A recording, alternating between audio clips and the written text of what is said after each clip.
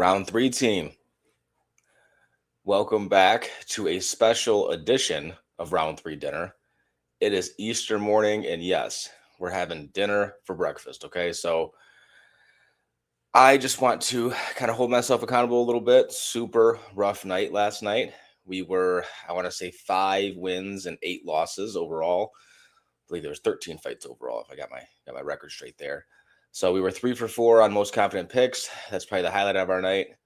And we missed on our underdog lock, and we missed on the main event. So I take that one a little bit to heart because my flagship show is main event and co-main event focused, and I want to say this is the first time since we started the channel that I missed both of those picks. So just kind of want to talk about what happened last night and what I saw in some of the fights. And I don't know if I'm going to go down the whole entire card. I may not. So let's just get right into it. Let me start with Renato Moicano and Chris Duncan right at the top. So Chris Duncan looked uncomfortable the entire time. The entire, round and a half that this fight lasted, Chris Duncan looked like he did not belong in the top 15, let alone the top 10, in my opinion. Moicano showed levels. Moicano showed that he's still there. He obviously worked extremely hard. His striking looked better than I've seen it in the tape site that I looked at over the past week or so. And Chris Duncan, he's got a lot to clean up and a lot to work on. And I don't know how far he's going to get at the age of 32. I want to say he turns 33 in about a month. So this was kind of his shot. And I feel like that's what the UFC was doing, because going back and looking, I was like, man, what was he ranked? And I was going through and Chris Duncan's ranked like number 30, between 30 and 35 in the world, and he was fighting number 10. And there's a ranking system for a reason, and last night showed that. So congratulations to Renato Moicano. That we got to take that one on the chin, round three team. We were on Chris Duncan, and we had that read completely off. Not a whole lot of tape on Chris Duncan out there. So that should have told me everything I needed to know. I was just trusting the grit and kind of the mindset, and that's not how you read fights. It's not all about mindset and what you're saying and how you're feeling. So yeah, hats off to Moicano. Awesome post-fight speech as he always gives. He's always unhinged. So on to the next fight, which was another one that we read completely wrong. Vernon Jandiroba versus Tabitha Ricci. Look, Tabitha Ricci, just too small in this matchup. She fought okay, but I mean, her hands need a ton of work. I thought her boxing would look much, much better than it did. I mean, she was, looking kind of shades of Ronda Rousey out there, just missing punches. They was swinging at air a lot of times, and her takedown defense held up kind of later in the fight, but she still got taken down in key moments. I mean, she was 6 for 12. So I mean, she defended 6 takedowns, but she was controlled for over half the fight. She was controlled for 8 minutes of the fight. 8 minutes out of a 15-minute fight. And you cannot win fights like that. You just can't. She was landing the more significant strikes, but that's still just no way. The way she was fighting is just no way you're going to win in the UFC. So hats off to Jandiroba. Lots of control time. Not a lot of striking, but I mean, she gets the job done.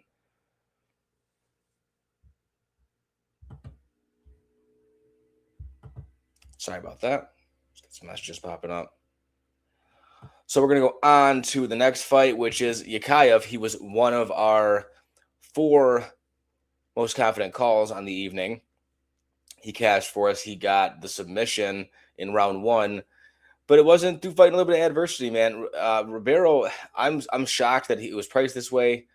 Obviously, it panned out for Yakayev, but Ribeiro's tough as nails, and he was right there, and he came in ready to fight. So he ended up he threw a head kick, and I want to say that's what started the sequence to him getting finished and him taking down and finished from there. So awesome performance for Yakayev. Can't wait to see what they have next for him. Ethan Ewing versus Rafael Estevam. Look, I mean, you can look at these numbers, and that tells the story. Estevam didn't have much for him on the feet. and then could not get it to the mat where he's most comfortable. And Ewing just put on a masterclass. Finished him up with a mean body shot in the third round, and that was all she wrote. So you can look at the strikes, 114 significant strikes. I mean, Esteban was holding in there. I mean, he took it, but yeah, Ewing's going to be something, man. Ewing's going to be absolutely something to watch moving forward. So keep an eye on him. Next fight, Tommy Ronald McDonald McMillan versus Jaseni. Look, man, I don't think McMillan should have been priced this way at all. And you could look on some sports books, he was a negative, I want to say a minus 1,700 to 1,800. And then on others, he was only a minus 800. So it was very interesting to see that discrepancy. I was surprised no one talked about that, but McMillan ends up getting the TKO win in the first round. And it's funny, this fight only lasted 4 minutes because it felt like a whole fight. It was one of those, I mean, you can kind of look at the strikes thrown. I mean, total strikes for McMillan, 76. Zashini, he threw more than 21 total strikes. I promise you he did. He was in there throwing. That I'll go back to that. Like I always say, these strike counts are so arbitrary. It just depends on who's counting them. Because Zashini was throwing. He threw more than 21 total strikes. I promise you he did. So, super exciting fight. Car crash of a fight. Jasini didn't look bad. He kind of reminded me of like a Nate Landwehr / Drew Dober in there throwing those strikes, man. So, I mean, I would like to see him back. I really hope he didn't just come in here for a one-off to get finished up. I hope the UFC extended him a little bit. I hope we see him a couple more times this year. That'd be awesome. And he got lumped up and beat up pretty bad. He was leaking bad at the end of the fight, but I feel like he's a younger guy. He should be able to heal up and come right back. So, awesome win for McMillan. We'll see. It's an awesome win because it was exciting, but he did not look like that big of a favorite at all. Jose Delano and Rachula. Look, Rachula looked good early. He looked very good early. And then he started to just get tired, and you could tell. I mean, midway through the second round, Delano started settling in, finding his range. And I'm surprised. Yeah, this was a decision. I'm surprised that Rachula didn't get finished up in the third round. I want to say there was a really bad fence grab in the second or third round by Rachula, which he knew. And after the fight, he's got his head down and he's beating himself up, which he should have, because it was extremely egregious. It was honestly worse than the fence grab from the Bahamondes fight. I don't know if that was last week or the week before, but it was worse than that. I mean, he'd had both hands on the cage as Delano's trying to take him down, and the ref, they give you a chance. He's kind of smacking his arms and saying, and he wouldn't let go. It was almost a solid 3-4 seconds. He's just both hands gripping the cage just to keep himself upright. So Jose Delano looked good. He looked strong, and he looked like he could go 5 rounds. No problem. Rachula, not the case. So Jose Delano is someone to watch moving forward. Absolutely great win. Next fight, Gelmir Pat versus Thomas Peterson. This was a fight that was slow motion through the first 10 minutes. And then Thomas Peterson came out in the third round and decided to actually fight. And that's what won him this fight. I personally thought this fight should have been ruled as a draw. One judge saw it that way, as you see the 28-28, but the other judges gave it to Peterson. So, awesome win for him. Kind of a sloppy fight and a timid start for Peterson. You could tell he was very worried about the power and the size of Pat at first, but then he after that third round, once he felt a little bit and he knew, hey, it's maybe one apiece, I might be down 2 rounds. I mean, he turned it up and he did what he had to do to win the fight. You see 164 total strikes for Peterson, but a lot of those came in the third round. A lot of them came in the third round, and a lot, like only 28 significant for him. So he was, out of gas, just kind of just doing what he could, just trying to get strikes off. But okay win, kind of a boring fight. Alessandro Costa versus Stuart Nickel. Costa was 2 of 4 of our most confident picks that hit for us. Stuart Nickel, I mean, he was game. he was game for, the almost 2 rounds that it lasted. I'm surprised that he did get folded up the way he did at the end. I thought this fight was going to go the distance, but Costa's just a little tank, man. Nothing that Nickel landed really had any effect. I mean, he was landing some clean shots, but Costa was just walking through everything. Super, super powerful guy. So I had never seen him fight before this. And, outside of highlights, I go back and do my film study, but I'd never seen him fight live. And he was something to watch. Absolutely something to watch. So Stuart Nickel put up a much better fight than I expected. I thought this was kind of going to be a squash match. But as this fight was playing out, I was like, okay, this could probably go all three. No, another body shot finish. I want to say Costa, yeah, it was a left hook he dug right to the body, and man, Nickel folded up like a lawn chair, and that was all she wrote. So really impressive performance from Costa. I mean, he picked his shots, as you see. It was even. He wasn't really outlanding him, but when you watched the fight play out, everything that Costa was landing, I mean, it was very, very effective. So hats off to him, and it's going to be interesting to see who they match him up with next. On to the next fight. Lando Venata versus Darius Flowers. We were on Venata in this one, and we were wrong. Venata came out looking okay, was throwing his very technical strikes, but Flowers just workman-like attitude and came through, and I want to say he had 2 slams. The 2 takedowns, that's what finished the fight. The first one was towards the end of the first round, and Venata was able to survive. He made it to the stool and came out in the second round and had a good poker face and was looking okay. Flowers, got a hold of him again, slammed him again, and then followed up with some strikes, and that was it. So, Flowers was a huge underdog this week, and not a lot of people were on him. So, good win for him. Next fight, Elise Pereira versus Haley Cowan. I went back and forth in this one, and I let a lot of people get in my head and convince me that Elise Pereira was too young and in her last performance. I should have stuck with my gut initially. But we were on Haley Cowan. I thought the experience and just been there, done that kind of type thing, and I thought she would have just had the edge. 14-year age gap. We were on Cowan in this one, and Pereira, I mean, she looked mean from the start. And I mean, you can see the strike count. She was throwing, and she was not stopping. She was slowing down a bit in the second round, but you could see 30 seconds left to go in the second round. She caught Cowan with a step-in knee and laid her flat. So impressive win for Alice Pereira in her second UFC fight. It's going to be very fun to watch her fighting moving forward because, I mean, she's super young. She's 20 or 21 years old. So, I mean, the sky's the limit for her, in my opinion. Next fight, Bakoyev versus Tresean Gore.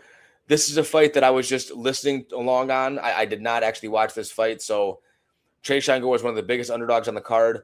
Bakoyev was our last confident pick on the night, and he didn't come through for us. I mean, he got choked out in the third round. I want to say it was a guillotine choke from Tresean Gore. I can't speak too much about this. You see the numbers, but it's an awesome win for Gore coming in as an underdog where everyone counted him out because Bakoyev was supposed to be the new prospect. You can look at the record. That's what everyone was talking about going in. Bakoyev was 20-4, and Tresean Gore was 6-4. So I mean, now he's 7-4, and Bakayev's 20-5. So no one expected this one. So awesome fight. Diane Barbosa versus Melissa Gatto. This is one that I did stay firm on. I was on Diane Barbosa this week. I just thought her power and physicality early was just going to be a little bit too much for Gatto, and it seemed that way. There was close to an illegal strike being thrown. I don't know if they counted it that way. This is one that I was actually at work for. I had to go back and watch highlights. I was listening along as well, but Barbosa gets the win. Gatto, hopefully she's all right. I mean, like I said, she got kicked in the face when she was honestly on all fours. So not too sure what happened with the judge situation when it came to that. So looks like, one judge called it a draw and then 229-27. So they may have taken a point. I don't but from what people were saying, it didn't seem that they did. Last fight on the card I'm going to speak about, which is the first fight of the night, Kamata versus Hope. This was a last-minute fight that was added.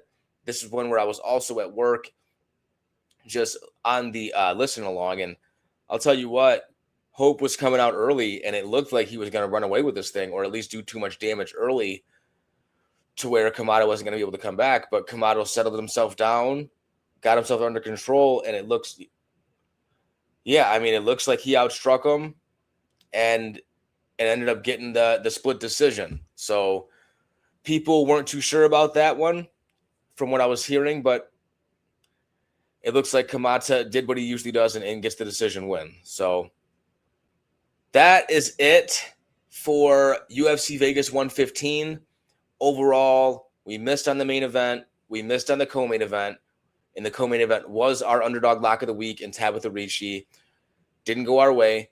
We were 3 for 4 on most confident picks. So to go through the most confident picks that we had, Bakoyev, he was our first one. He didn't come through for us. Tresean Gore gets that third round submission. So that puts us 0 for 1. Costa versus Nickel. Alexandre Costa versus Stuart Nickel. We had Costa as one of our most confident picks this week. He came through for us. Awesome, entertaining fight. Tommy McMillan. Tell you what, the way they were throwing punches, in the pocket, it was a little sketchy at first, but he was another one of our most confident picks. He also came through.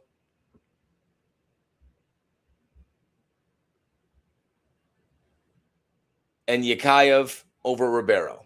Also looked dicey the first couple minutes of that fight, but Yakayev gets into the ground and gets the submission.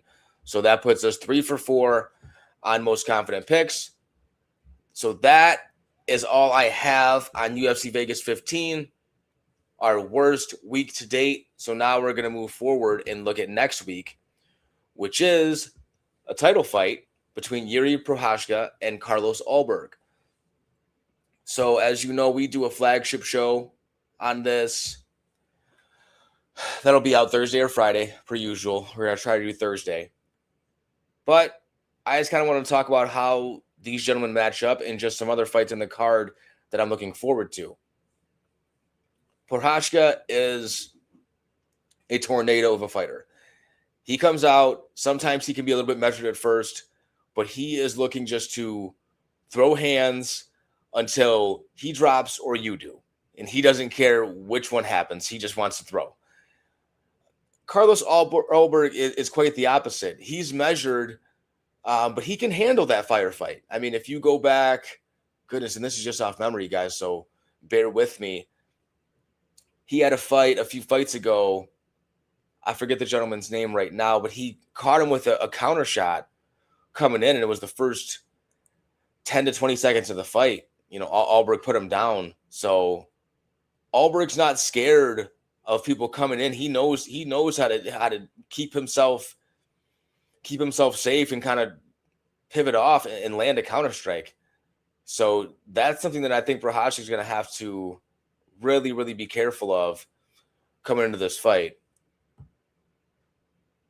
But you see how they match up. You got Procházka at 6'3", Ulberg at 6'4". So they're going to be staring each other right in the face. Age is this is it for both these gentlemen, if you ask me. Procházka's already fought for the belt twice. This will be his third chance at it, so he's going to be extremely, extremely hungry. So it's going to be something to watch these guys go at it. Ulberg, he trains. I want to say he's out of City Kickboxing. He trains with Izzy and all them, and you can see it in his style.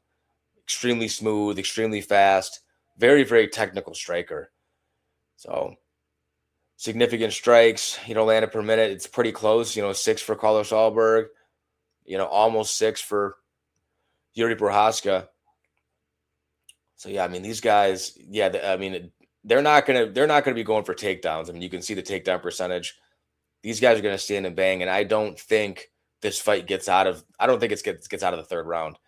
It's a championship fight. I don't think we're gonna need championship rounds. I really don't. So that's really what I have on that fight. I'm gonna dig real deep into it um, later on this week. We did lose another championship fight between Tatsuro Taira and Joshua Van. Van had to pull out, and that fight had to get pushed, I want to say, the next month.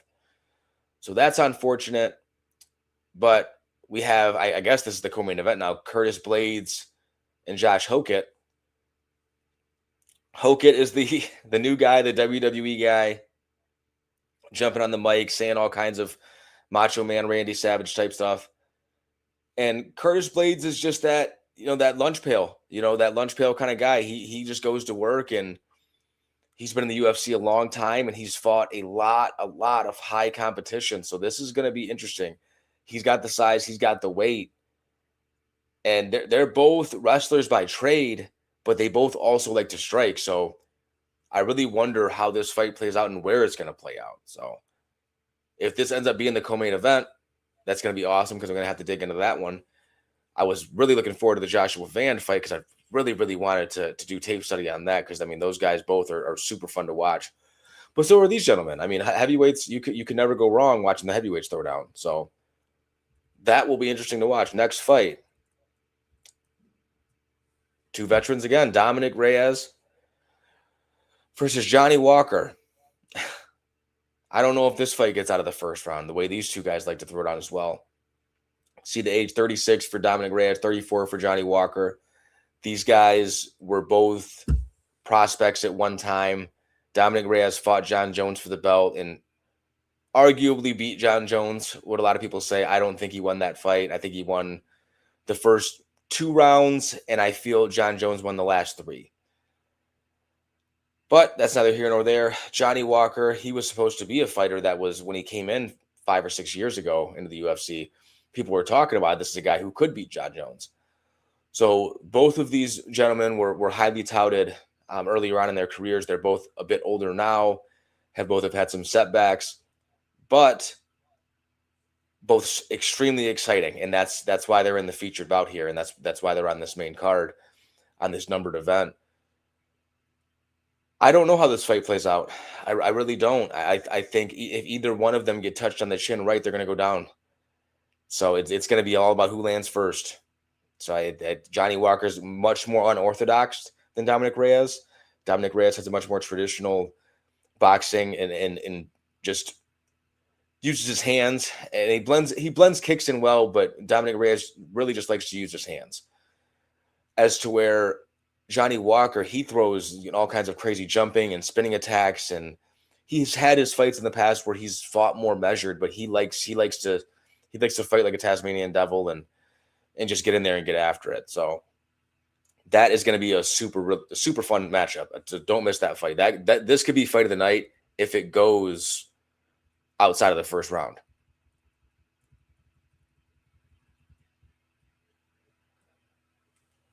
Murzakanov versus Costa here. Paulo Costa is something else. This guy, he fights when he wants. He fights at whatever weight he wants. I mean, I don't know. I guess since he looks like a model, he can do what he wants. But that's I don't know. I mean, as you see, 185 for Costa and 205 for Murzakanov. I don't know where I believe this fight's going to be at light heavyweight. I can only imagine. But I like Murzakanov in this matchup. I think he's the much more technical striker. Paulo Costa, he has technical striking as well, but I feel he's just a showman at this point. He's just a showman fighter. He had a solid performance in his last fight and against an up-and-comer who I don't think should have even been fighting Paulo Costa at the time, but I feel they were trying to get him a bounce-back win. But Costa put an end to that. Murzakanov, 16-0. You see the record, 36 years old. So I feel after this fight, once he beats Paulo Costa, which I'm sure he will, more than likely by finish, he's going to have to fight someone in the top 5. I don't think they can play around with him anymore. I think that's the move. think that's the move for him. So, and Roman Kopylov, that's who Paulo Costa fought last. I'm not going to just keep on saying the gentleman he fought before. I'm going to try to dig back there and think for you guys. Yes, Roman Kopylov, Paulo Costa beat. I want to say that was his last fight, and it was an awesome performance. He looked great. It was a throwback performance for him, but this is a completely different opponent. So, on to the next fight: Cub Swanson versus Nate Landwehr. I am not a Nate Landwehr guy. Don't really like much about him. He's super sloppy. Sounds really ignorant on the mic when he talks. Yeah, I say Cub Swanson all day. Going to be the much faster fighter here, even at the age of 42. Watch that. Going to have the much cleaner boxing. I don't know if he'll finish Nate Landwehr. Nate Landwehr is tough, but he's been taking a lot of damage these last few fights. So we'll see. He might get finished up. He might. But yeah, it's Cub Swanson all day for me. Nate, I'd rather see Cub Swanson fight another 3-4 times than Nate Landwehr, in my opinion, even at the age of 42. Patricio Pitbull versus Aaron Pico. This is a battle of these guys came from other organizations, battle of Bellator here.